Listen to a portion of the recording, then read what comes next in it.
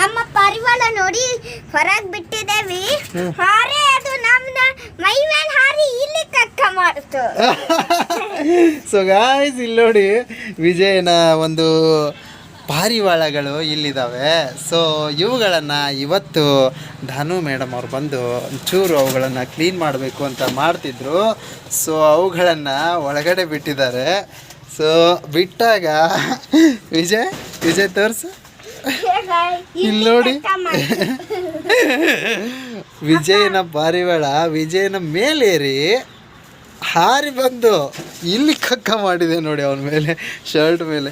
ಏನು ಕೇಳ್ತೀರಾ ಗಾಯ್ಸ್, ಎಷ್ಟು ಪ್ರೀತಿ ಇರ್ಬೋದು ನೋಡಿ ಪಾರಿವಾಳಗಳಿಗೆ, ಒಂದು ಪೀಜನ್ಗಳಿಗೆ. ಸೊ ಕೇಳೋದಕ್ಕೆ ತುಂಬ ಮಜವಾಗಿತ್ತು ಈ ವಿಷಯ.